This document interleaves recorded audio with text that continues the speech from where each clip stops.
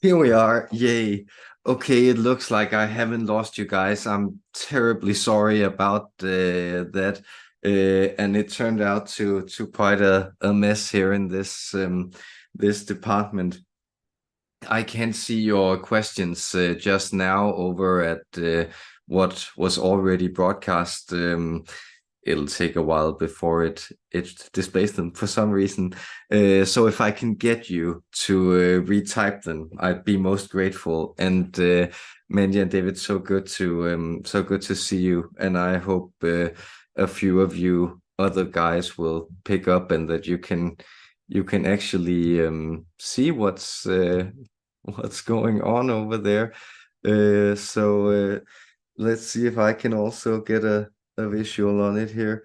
That should hopefully be the way. I have very little idea of why it's acting up like that, and I'm sorry. That's all I can say. Um, so for some reason now it's not giving me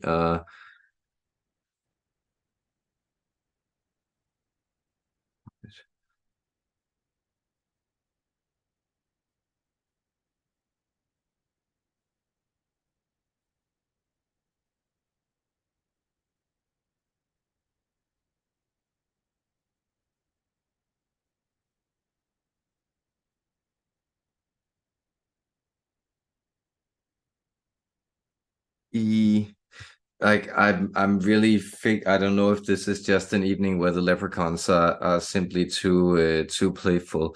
But let me know, like, you can't see me out there, uh can you hear me in any way? Um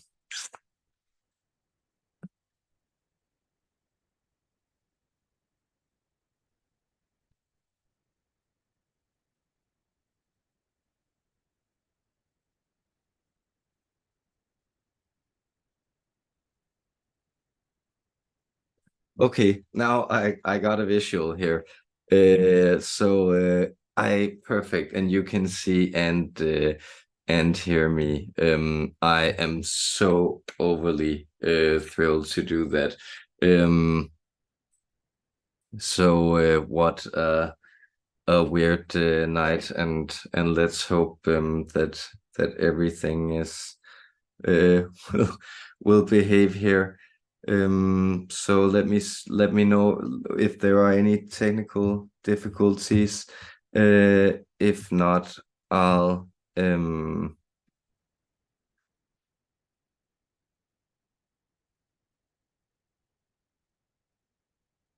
okay. I'll also record it here. Um, so yes. Uh,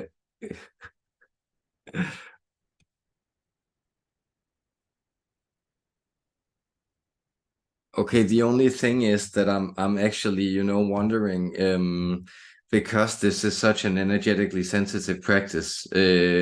So I'm really, just what's going on? Why is this so difficult? Why is there so much trouble related to it? So I hope, thank you for bearing with me, and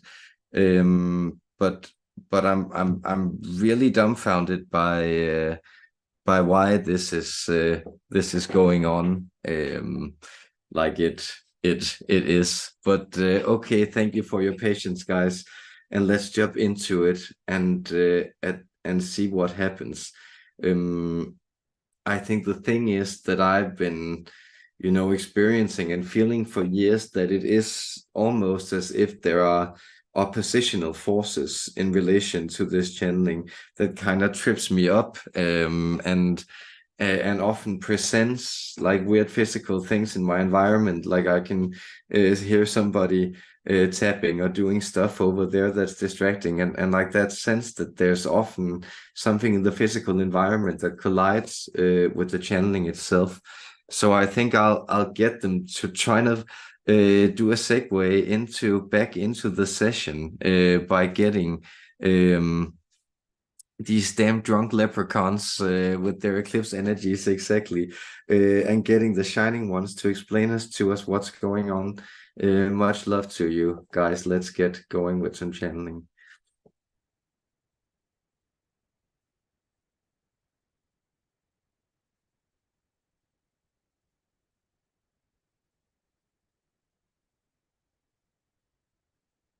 You see, our dear ones. Well, there is a collision between heavy energies.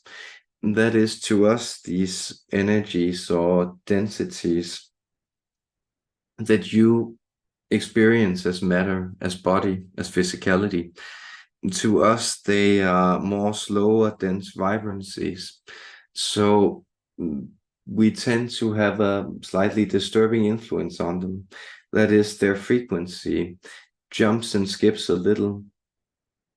And seeing as physicality is your base frequency, you will find that many things are processed through it.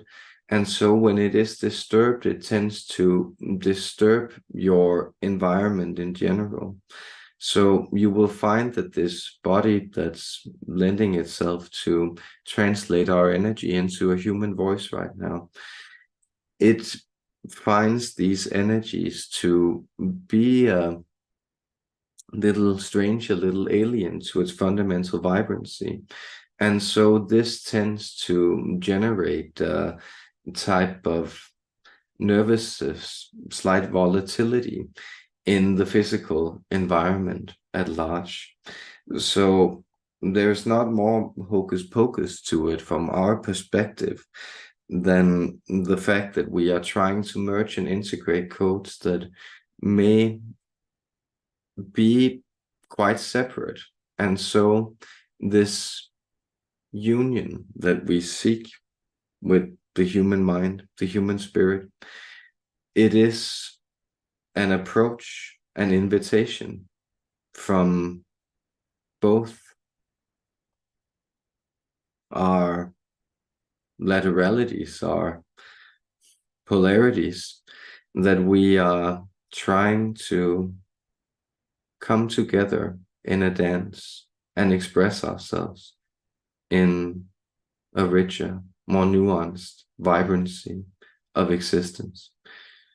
So the reason we are here is to expand reality itself. And the reason you are here is to discover who you are.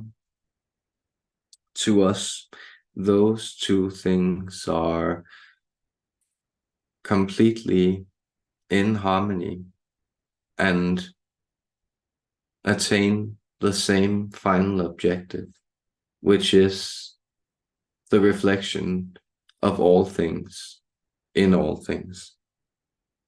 Our love to you.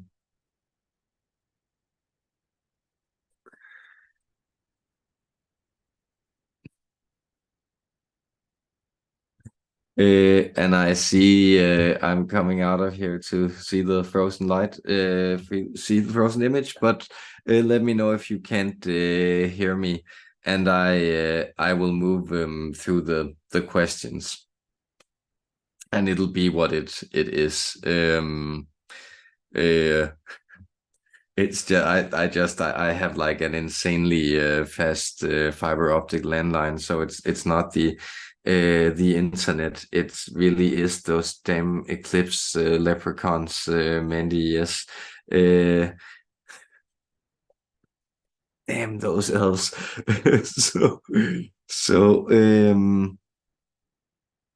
Suzanne asks.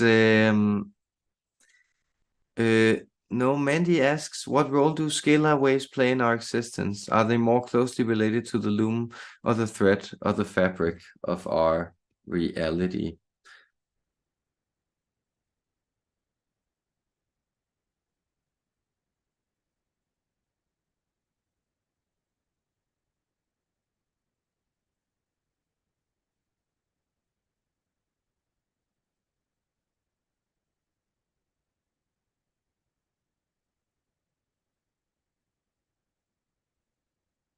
Well, you will find that whatever wave patterns you are isolating, they tend to puzzle you because they are dynamic and yet you seek to describe them in static terms. That is, you may have noticed or sensed that your sense of uh, okay, it's simply it's off the rails. It's off the rails here, guys. So could is scalar waves might be referring to something I don't fully understand or comprehend. So maybe uh in the meantime uh I could get you to explain some of that to us. So I'm sure I understand it correctly. Um, and then in the meantime, I'm simply seeing if I can uh, do anything to fix the issues over here. Um,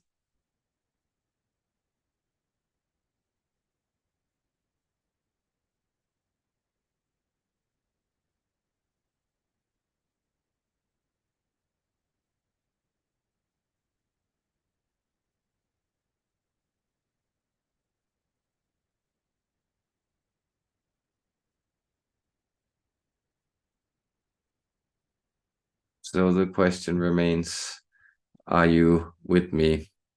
Um, I will assume that you are. Again, I am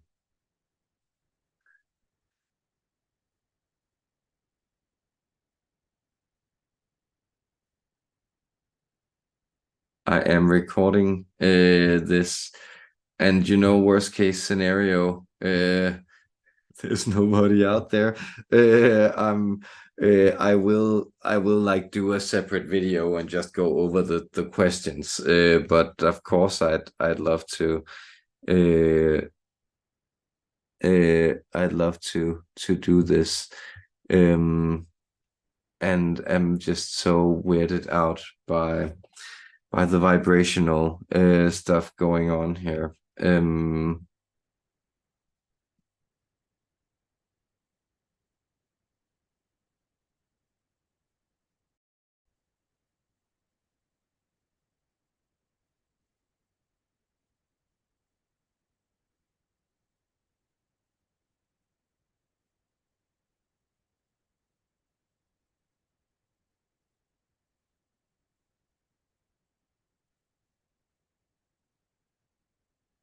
Oh, there's a 4 1 11.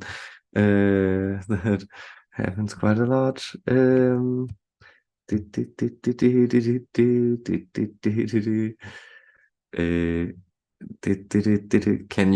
can you hear or see me, guys? Like, can you hear or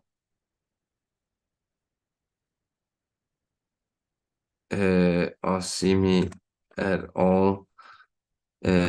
Again, apologies.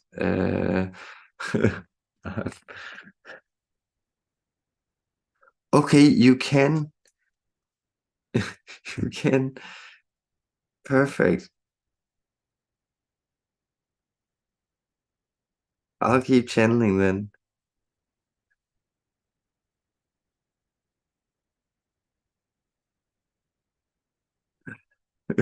Okay, perfect, perfect, perfect. I'm okay. I'm so happy if that's the case. Then I'll keep channeling. Um, okay. And so Suzanne asked what our relationship to the Stargate. Now let's do the scalar waves. And Mandy says those are says they're not they are what Tesla was working with. They're the only types of wave to penetrate any and all matter.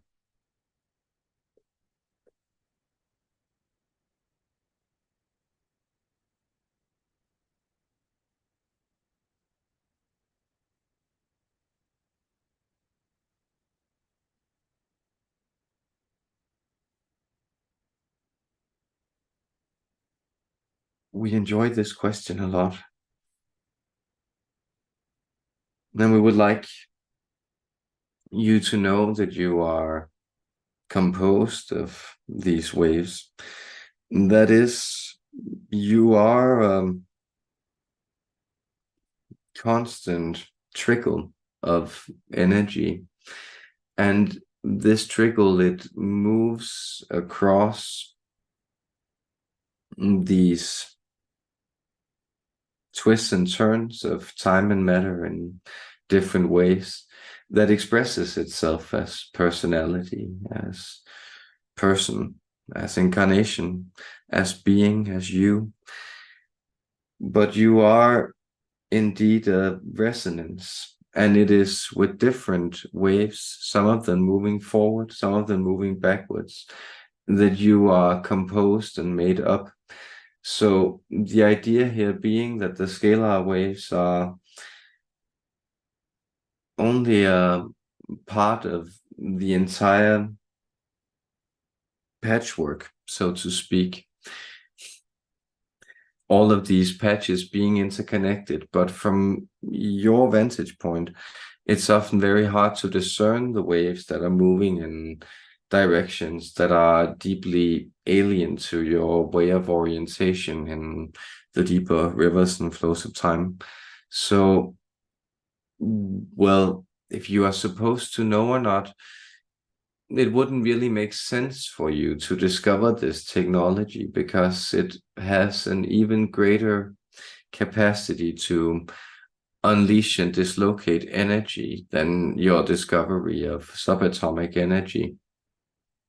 And you still really haven't mastered the psychological, and we could even say spiritual and social implications of having discovered these energies.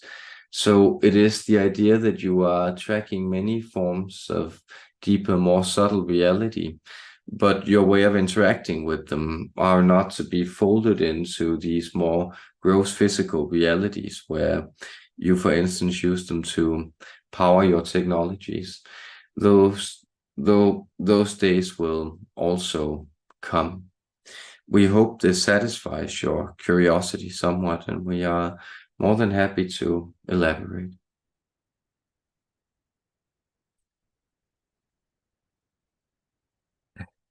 Uh,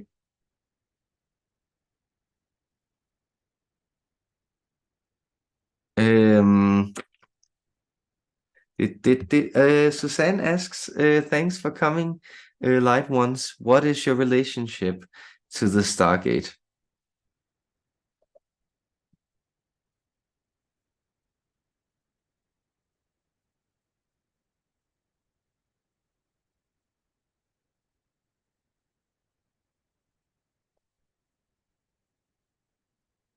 The Stargate is an intersection point.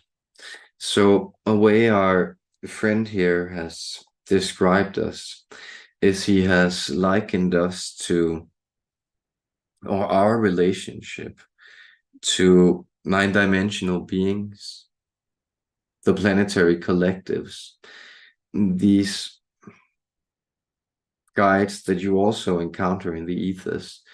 The relationship we have to those, he has likened to the relationship they have to you. That is, in size and scale, we lie beyond these constructs. While these nine-dimensional beings, they arose within this galaxy mostly. And this is where you encounter and communicate with them within this intergalactic grid of your reality. Well, to us, we work more on a galactic scale. That is, it is the interweaving of entire galaxies that we work with. Therefore, our creation of stargates has to do with having certain nodal or intersection points that are able to structure or balance these. You may think of these or liken them somewhat to the way that your neurons also connect over the synaptic clefts. That is, there is also this idea of an interconnected complex web of signaling where fine electric currents or small imbalances need to move from unit to unit in order to make up the neural network. And in that way, you could think of us as managing the neural network of the universe at large. This is what we're interested in, getting the galaxies to speak to each other, to harmonize. This is the purpose of the Stargates from our perspective, from the higher, let's say, the conductor perspective of the universal symphony. This is how we approach the different Stargates, that they need to be accessible and receptive to the way we prod them to play their part in the greater symphony of universal thought. Our gratitude for this question, our love.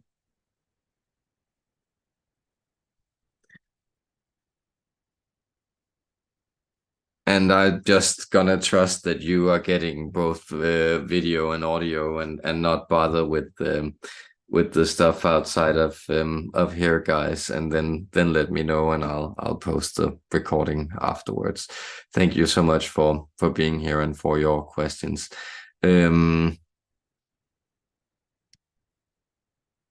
Yes.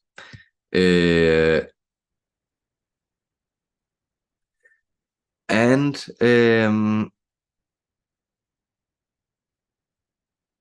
David David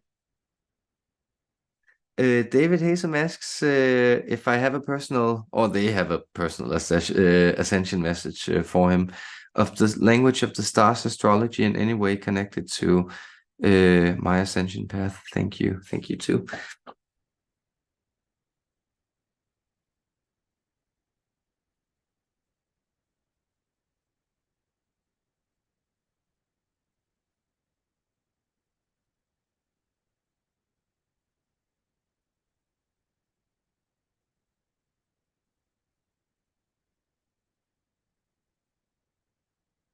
Yo, so we wish you to know that you were born out of these sacred vibrations that lie beyond the visible spectrum.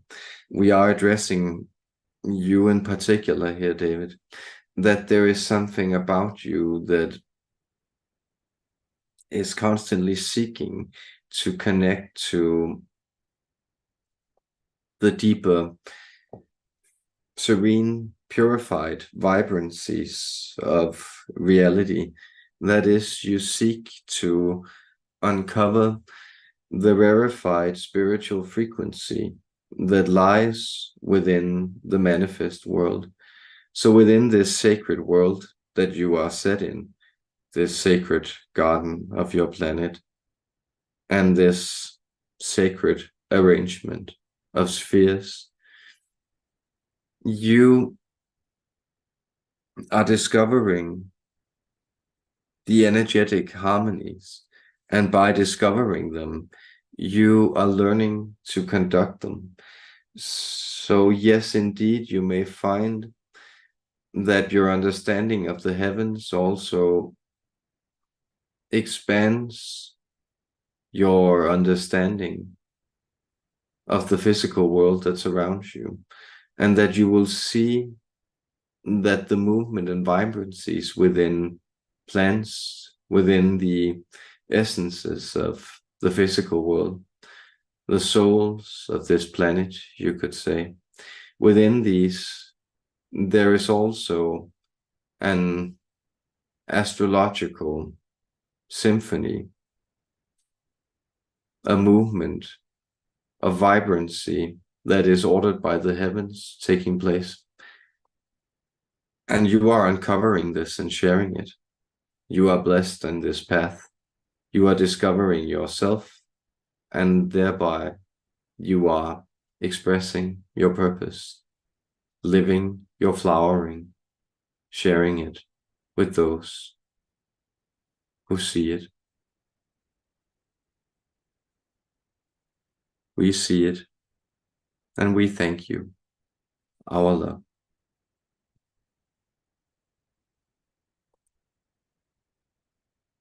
Um, yes, those leprechauns. I saw the brightest or I don't know how to pronounce that. Rame uh, says, I saw the brightest light I've ever seen over the Great Lakes CPL nights ago. I'm not quite sure what the CPL, but I'm sure that the Great Lakes are. I assume that they get like quite spectacular this time of year also, where you have a lot of dark and like those massive watery surfaces that can really reflect the lights in the skies. I imagine that to be some very beautiful vistas over there. Um, and Mandy says she had a download last night that maybe they don't pass through, we form around them, the scalar waves. Um, and oh, and then Wendy says, "Can you ask if I was visited by light beings?" Well, what does I can, but I'll just first of all, what does your um your heart and your intuition tell you? Because that's your guiding light right there. And then let's see what they say.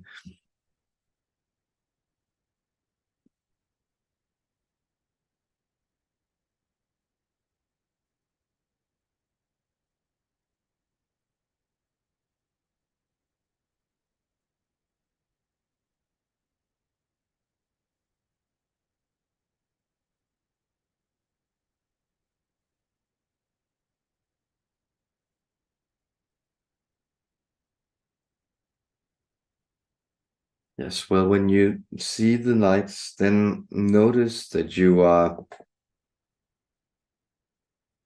noticing different aspects of them. So, what many of you understand as UFOs, and indeed some of these lights can be explained as extraterrestrial surveys, we could say, overflights, but many apparitions in the sky have to do with revelations. You knew this even in times where the idea of extraplanetary life wasn't really a thing that human beings thought of, but you were aware that strange lights would reveal secrets to you in the sky. And so, dear Wendy, notice that you are opening to light and you are seeing light appear in the sky. And this is an apparition, this is a divine message. So the light is a type of angelic light that's moving through. What you witnessed in particular was a type of ripple in reality. And it's calling you to these vast expanses.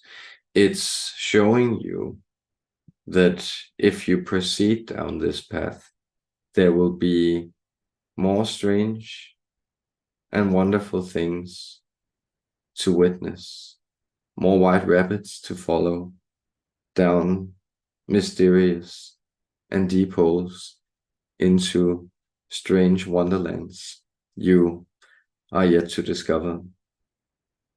Happy trails, dear friend. Happy trails, our love.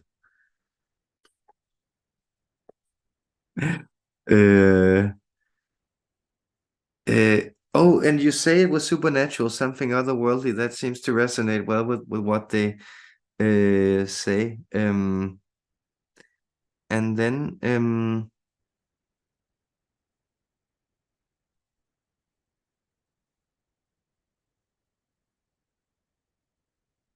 uh,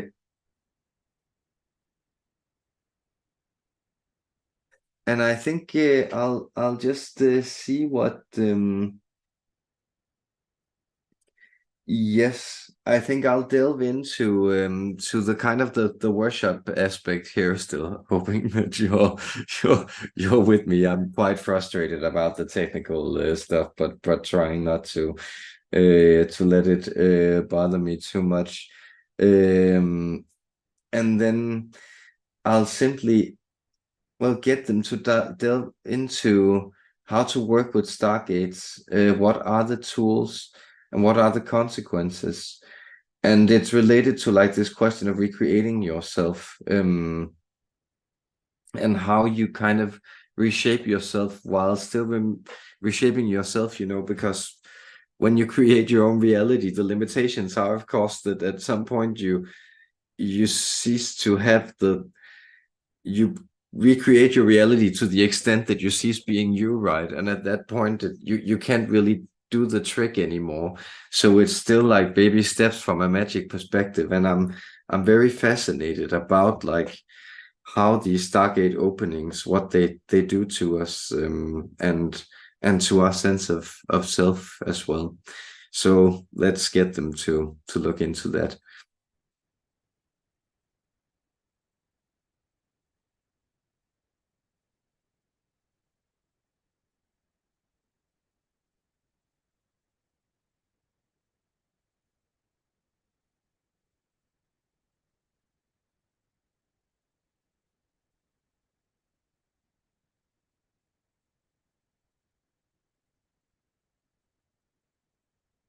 Yes.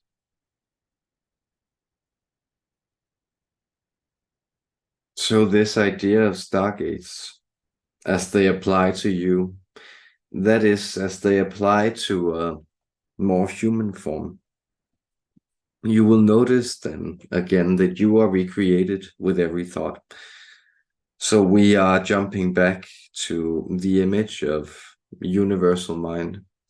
We are going back to the idea that we are within one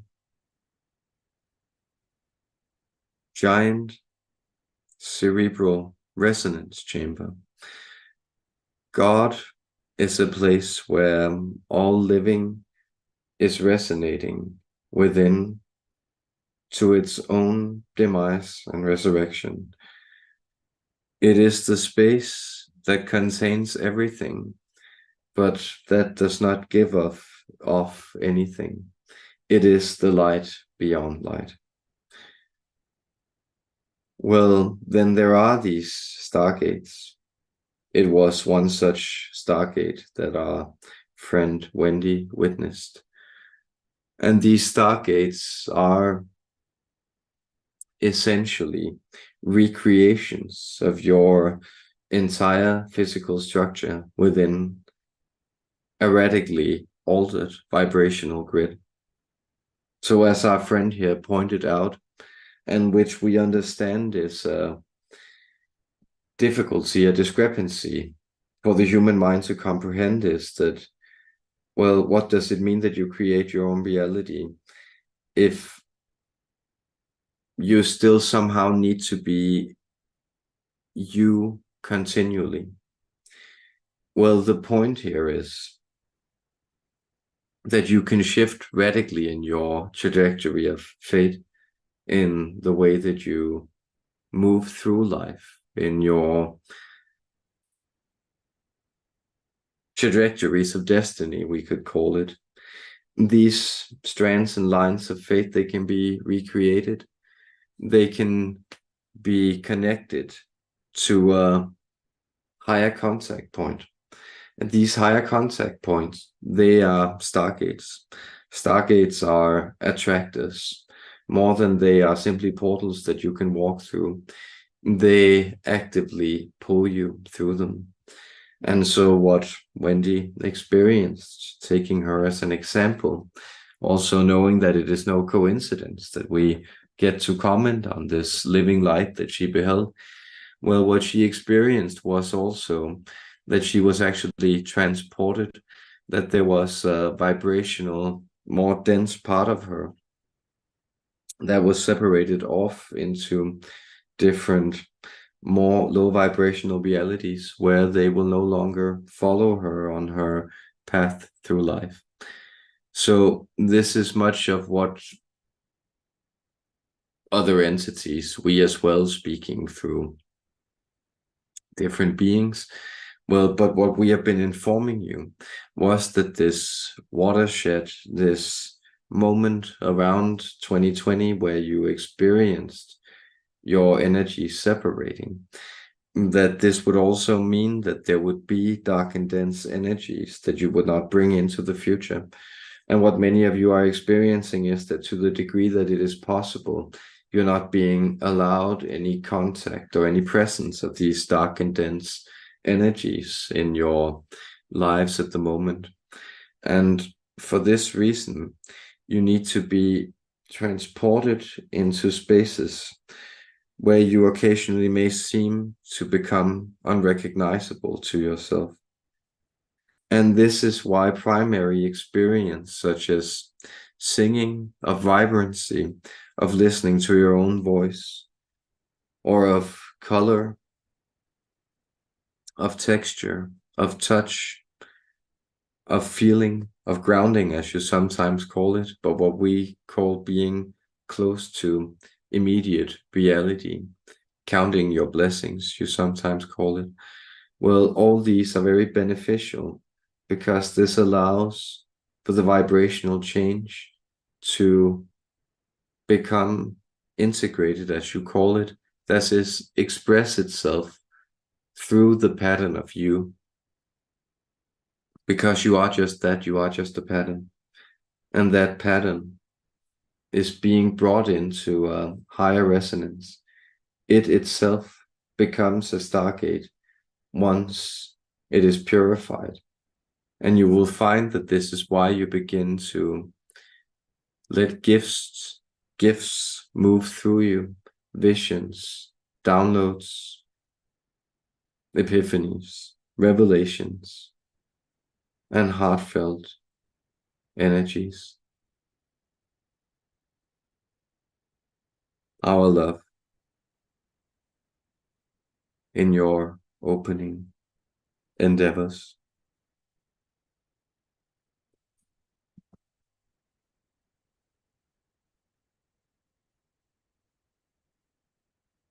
Um,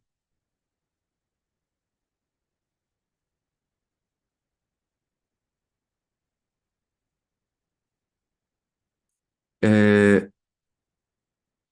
oh yes, it was also, it wasn't just a full moon, it was also a lunar eclipse. I forget yesterday. It's really some powerful energies. And of course, it's October 29th today, Black Tuesday, 1929, the beginning of the depression. So it's a it's a weird day in a lot of ways. So happy Halloween to you, you guys. And it's because Swati is asking, how is lunar eclipse assist us? Just looking at the moon and asking for deeper passion and energies helpful. Thank you.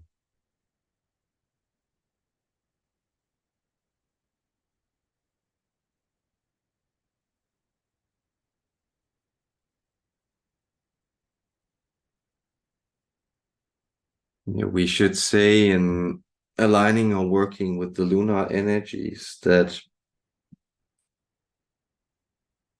creating what you want or bringing things about, this is easier for you to do at the new moon. That is at the energetic opposite of the full moon. See, at the full moon, you do well to receive and take note of the energetic changes that are being asked of you. So the full moon has more of an opening to an accommodation of the natural world, whereas at the new moon, you can more easily bend the natural world to the realm of mind and spirit. The eclipses, then, well, these full moon eclipses they tend to show you what is hidden within you. And often it is a gift that has been misunderstood as a curse. And so often, so many of you will shy away from some of these gifts that you have found were displaced, misplaced, that you didn't know where to hide. And so you went about life carrying them around, always trying to tuck this part of you away, but feeling like you could never escape the potential shame of letting it out. And it can be many different things for many different people, but it is often related to self-expression. And this is indeed much of the eclipse energy, especially connected to this full moon, that something within you that is indeed potential, that is signature energy, that is personal energy to you, is wanting to flower in the moonlight. This we encourage you to see and enjoy, that you can surprise yourself still. Our love. Um,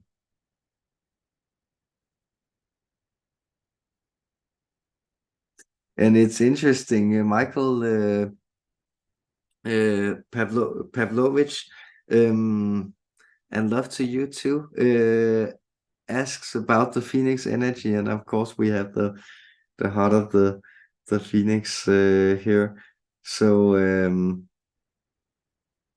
let's try to see how the Phoenix energy um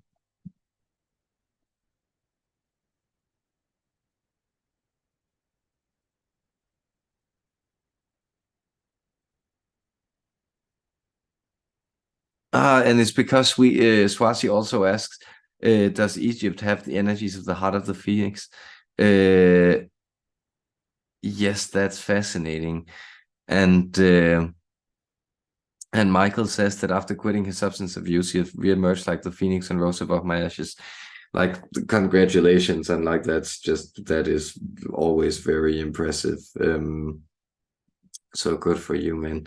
And let's check in with the phoenix energy, see what it can teach us.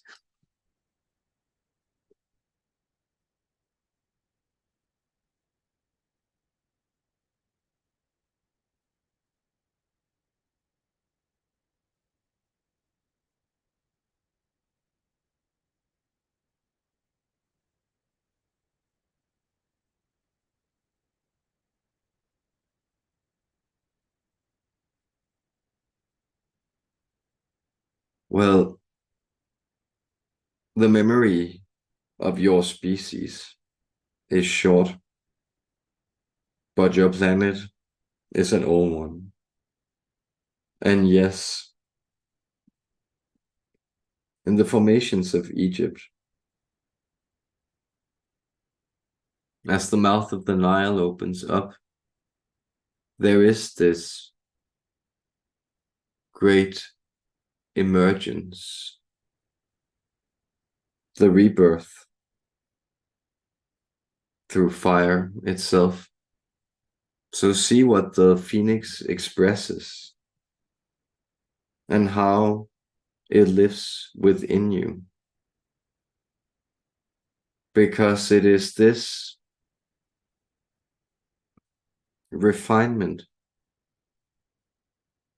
this purification through the intense scorching, through these torturous pains, that is actually the lifeblood of the ascension process. And so to us, it is so weird It is so strange to us and to many other beings that you ask, not those gathered here tonight, but human beings in general ask, why this suffering?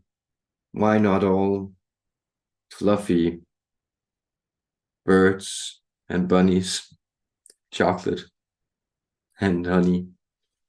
Well, because indolence is not something that's treasured by the human heart. What's treasured by the human heart is overcoming. What's treasured by the human heart is refinement. It's finding these unbreakable, permanent qualities that lie behind all the difficult stirrings. And this is why you use pain in your existence as a tool to understand and grow. That is, as a tool to realize your true inner soulful nature, because it allows you to see what is still there when you chip away at all the things that are illusory to you. And this is the Phoenix energy. So notice that this arises at what is sometimes thought as a cradle of civilization, because indeed the Nile Valley itself became a place where refugees from undiscovered catastrophes came and found new opportunities, new ways to live, places where new ideas were born, new peoples were created, new things intermingle and arise and move into the greater oversoul of men. So yes, this Phoenix energy, it lives within all beings, and it lives in that land that the Nile gave birth to. Happy trails indeed, dear ones, our love.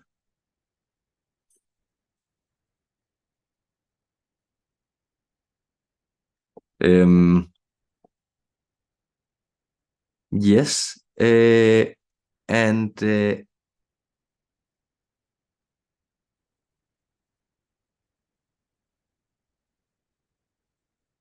um, I'm just checking if I got all the questions in here. Um,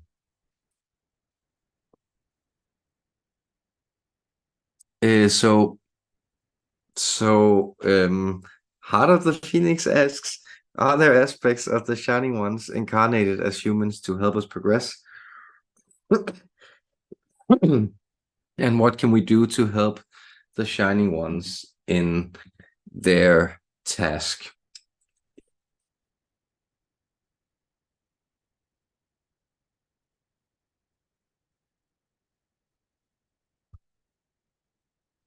Yes. So we just to reiterate the question, are there aspects of the Shining Ones incarnated as humans to help us progress? And what can we do to help the Shining Ones in their task?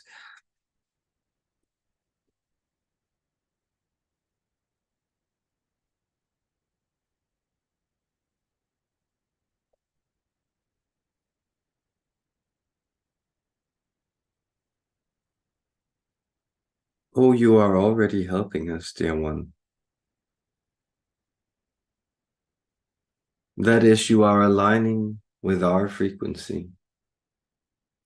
And our task is to regulate, to keep you harmonically resonating.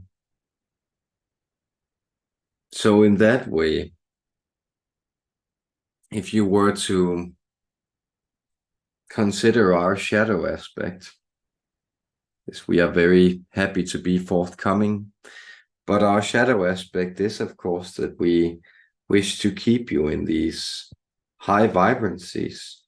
We do not think that you need to go into these experiments of free will where you explore nether realms in a painful manner. So our encouragement indeed is instead to serve, to find your place in the great song. And you do so simply by finding the thing that you deprive yourself of. What do you deprive yourself of that has no reasonable reason behind it?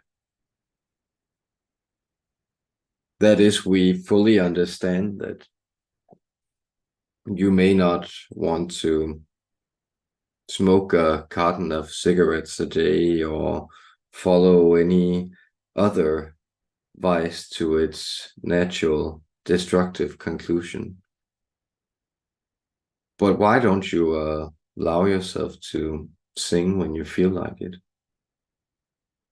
Why do you feel like you don't deserve a breath of fresh air? Why do you feel like you have to take in information that doesn't serve you? Why do you feel like it's all right that your body is hurting because you need to exert yourself right now? These are questions that we wish to consider. Who are you serving when you are hurting yourself? Because you are not serving us. You are not serving the light. You are not serving the ones who wish to see you shine. And so when you begin to serve this loving instinct within yourself, when you begin to love those parts of yourself, to care for yourself, you will care for others. That love will grow and reach them as well. In love, our love. Then you ask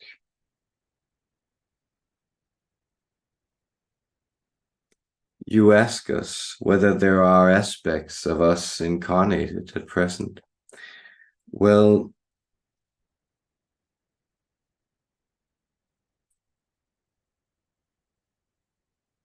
we could say that the highest blueprint of man is infused also with our luminous vision of what you could be. This is perhaps the most exact way we could express it, that there are blueprints within you that are so deep, so radiant, that are also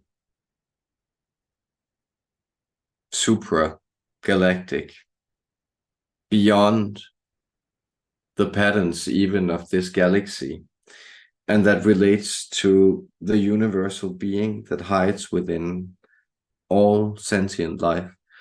Well, these patterns we are related to, but it would be impossible to put our frequency into physical bodies without it becoming so different, so altered from our frequency that you could no longer speak of it being us. So we could say that there are lower angelic aspects, meant simply in the empirical sense, not in the moral sense, but lower aspects that are more invested in the goings on of the day-to-day. We are as we have implied in our communications this evening. Beyond light, we are beyond these reflections, and instead we deal much in the frameworks that make being possible. Thank you for your curiosity. Our love to you.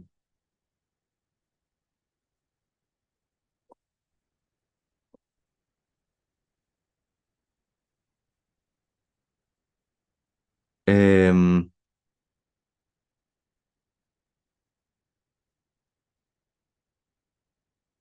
and then Suzanne asks, sometimes I find myself spinning inside a clear geometric structure over water. I feel it may be a communication um, to a group. Comments, blessings. Thank you. It's an interesting question. Let's see what they say.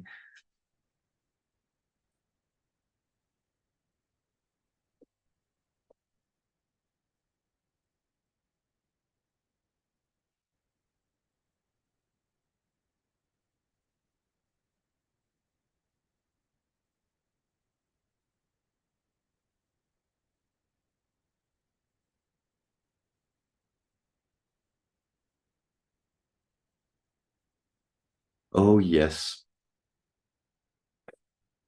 we see your vision. It is quite enjoyable for us to observe how this plays out. You could say in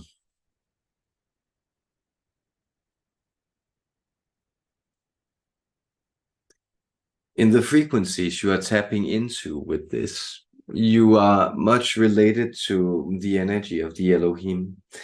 We could say that the Elohim represent type of lower or more hands-on aspect. They are almost, to use a slightly provocative image, like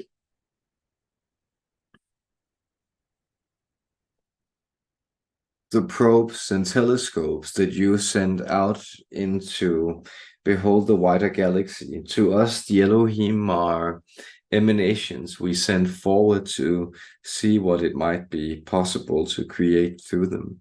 And so in that way, the breath of life is installed from the universal into the specific. You are much created to this creation process. You may find that giving shape and guiding certain sensitive energies, certain delicate energies of mind, for instance, within the human framework is something that you are called to do. You may also find that this dream speaks to a release of you from having been submerged into the water and now finding that you are within your lightship, within your Merkaba. You are moving out of the waters of incarnation and you are beholding it from above. So the question now becomes whether you want to take this lightship of yours. What is the work that you seek to do? What brings joy, solace, peace, meaning to your heart? Where to travel over this infinite sea of existence? We will be there to shine a light, and your light will shine even greater through these spaces you traverse. Our love.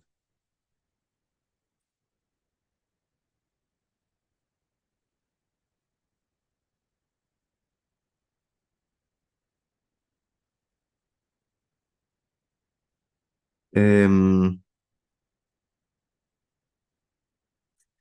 And yes, very cool questions, guys. Um, Heart of the Phoenix, are there battles for Stargates?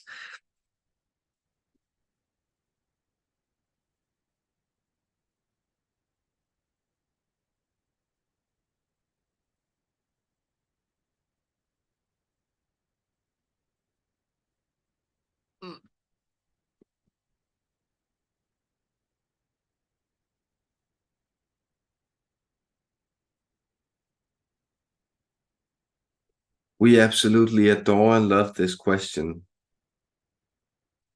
because as above, so below. And yes, there are battles for Stargates. Now we move into these layers that often frighten human beings and that often confuse you. These are often places where, let's say, the very engagement with information can itself corrupt your structure and hijack the Stargate for darker purposes or transmission of darker energies. What we are saying here, we would love to be a little less cryptic. What we are saying is that within you, there are a multitude of stargates. And so these are not determined in their frequency. And so this is where free will comes in, because in that way, you do affect your base frequency or the receptivity. In that sense, you do choose your thoughts, but you do so under the influence of many external factors, many of these also being so-called dark entities or entities that seek to lessen your consciousness for their own purposes and your loss. And so this is a place where we could say that there is a battle going on for the stargates within you. And that is, you will find that as you begin to move into either higher vibrancy or lower vibrancy, there is an accumulative process.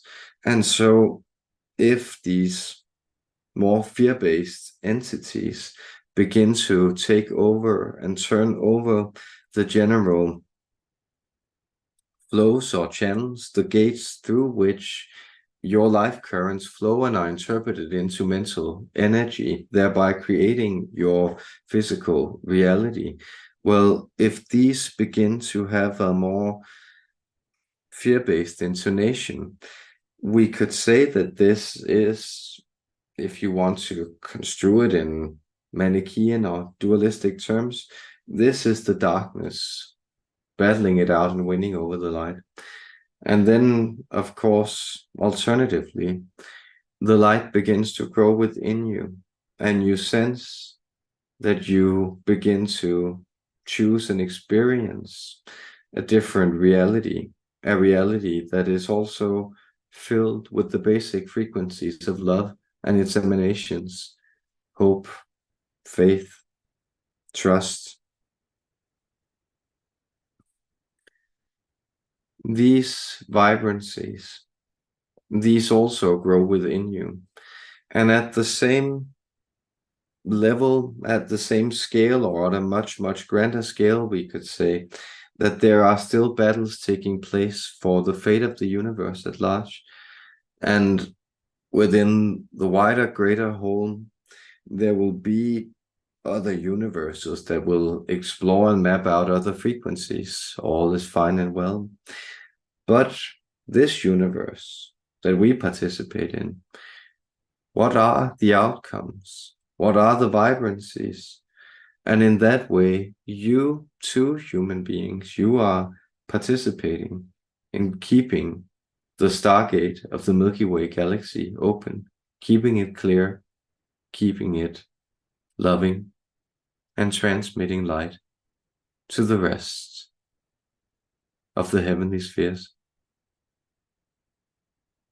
Our love for this precious question. Um, Okay, that was very interesting to me at least. I hope you appreciated that. And Amar Artemis says, "Hi, everybody. Hi." Cool name. And then Joshua Hetrick asks, "Is it true that we come to Earth with all knowledge we need for our journey within us?" It's an interesting question.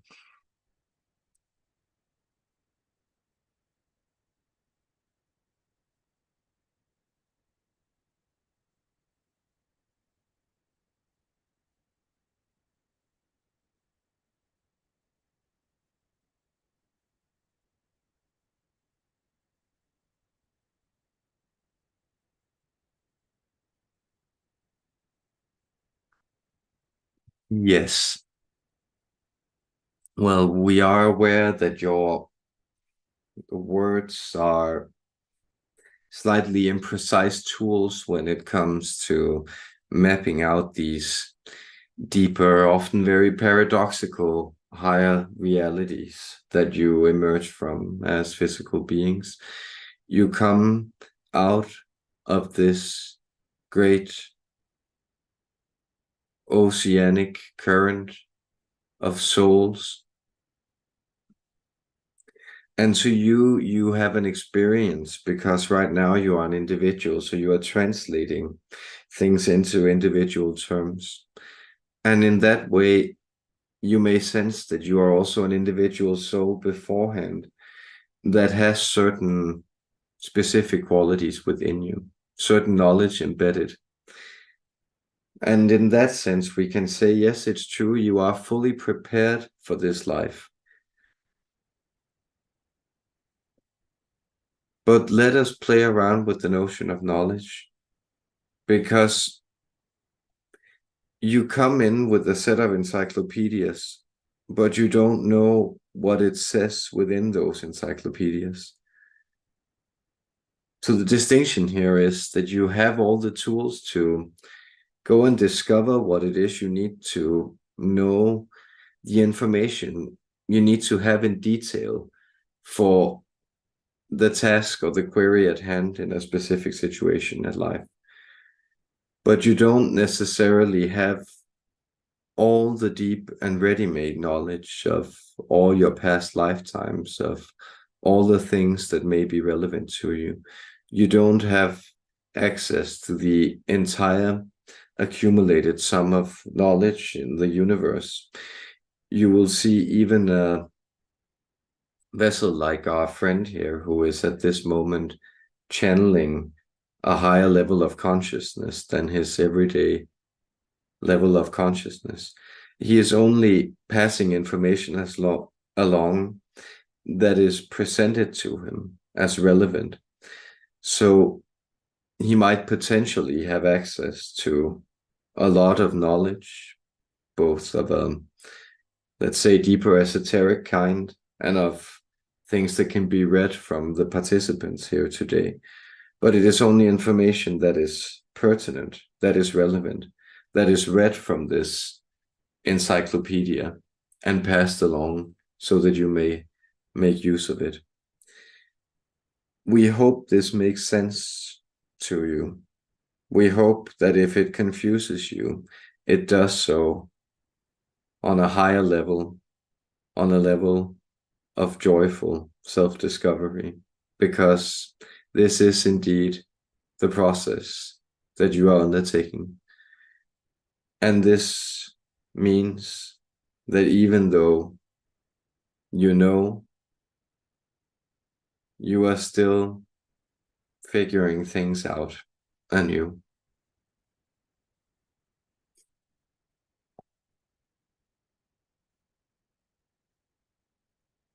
Um, and yes, and I think it seems like we actually also got all of the questions answered, and I still have some confidence that you've been able to see and hear me out there. And the last thing I have here on my plans for the evening is yes, get your questions in now if you want to, because we are, as you sense, perhaps signing off. So Mandy asks, I've been drawn to learn more about monoatomic gold and its superconductor properties. Is there a higher dimensional nature to this element for spiritual purposes? Super fascinating.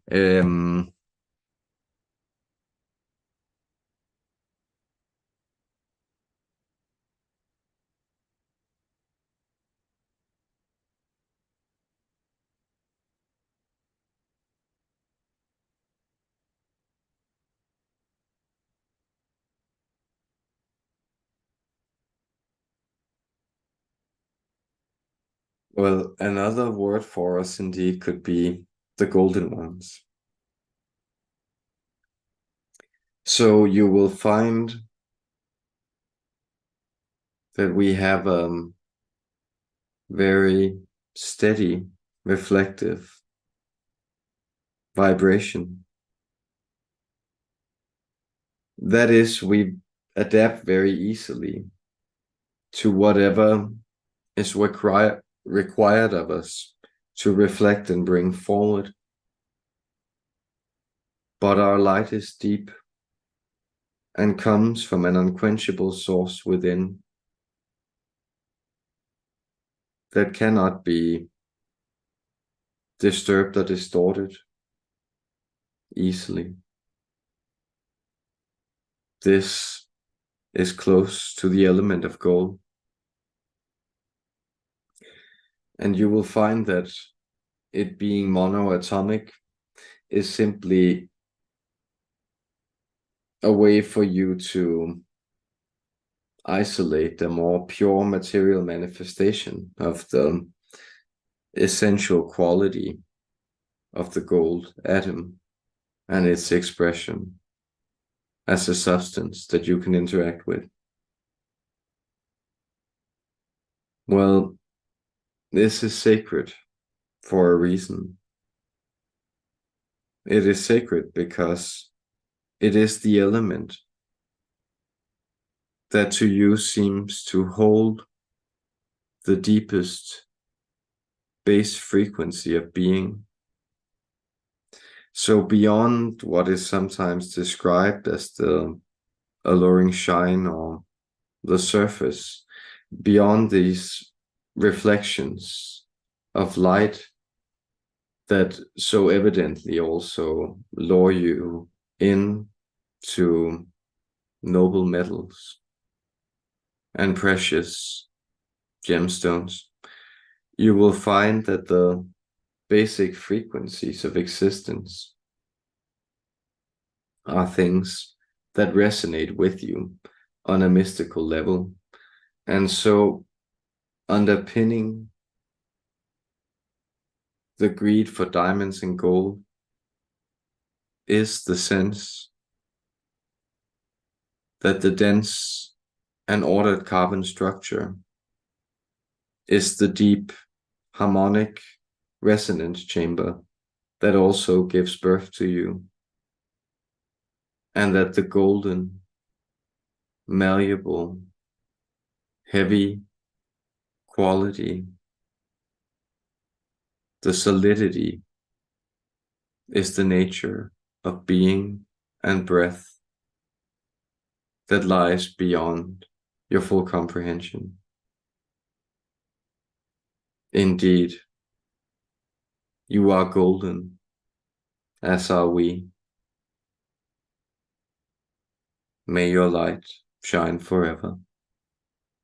In love.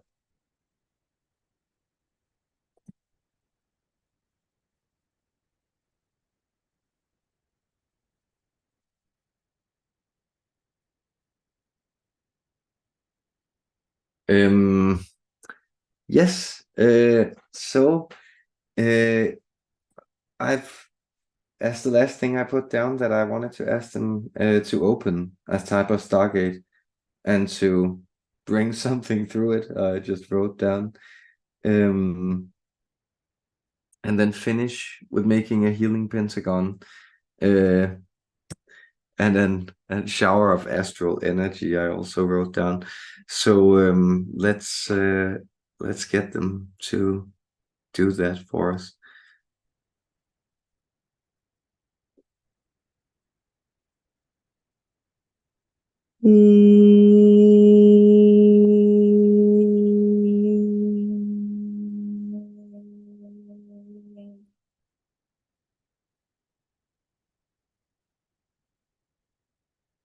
The pentagon encases the star, and within the center of the star, beyond it, outside it shine something unseen, unheard, beyond the senses. It moves through and it merges with the outer rims of awareness.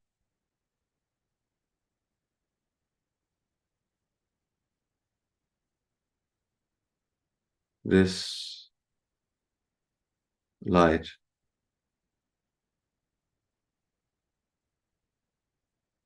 it begins to reveal itself. It has a color unseen by human eyes. As you make sense of this color, it becomes verdant, green, filled with life and breath.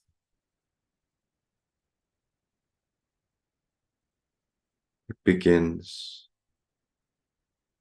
to merge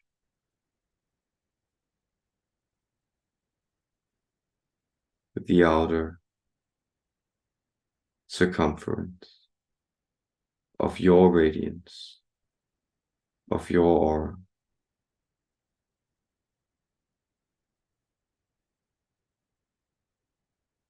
Feel this light beyond light move in.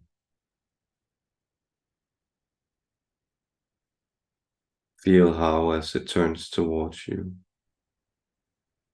it adapts its loving life force,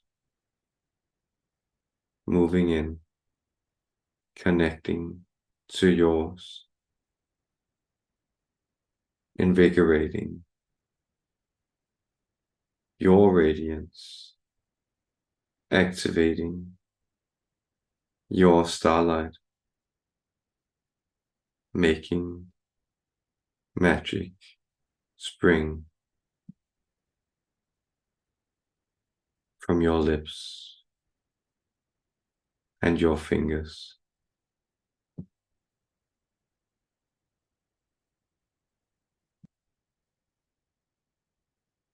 We have learned much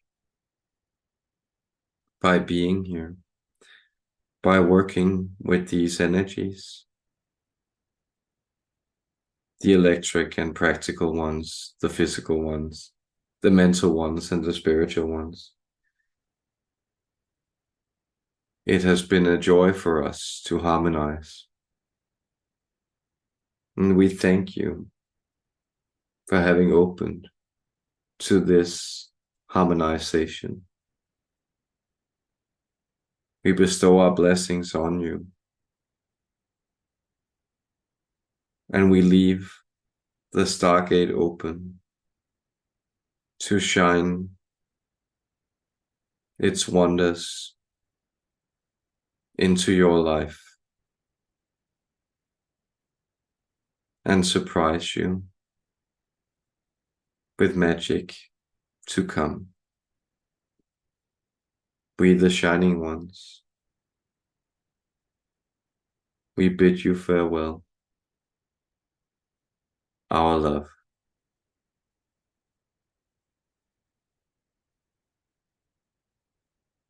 Thank you so much, guys, both for amazing energies and support, very cool questions, and the patience with the technical stuff and with my frustrations over it and everything. So that was awesome. And as you may have noticed, the theme for next month is magic.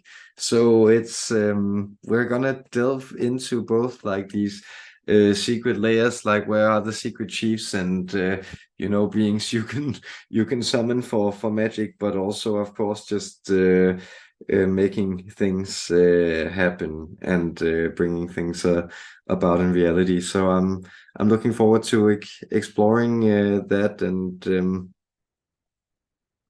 and thank you for a lovely evening.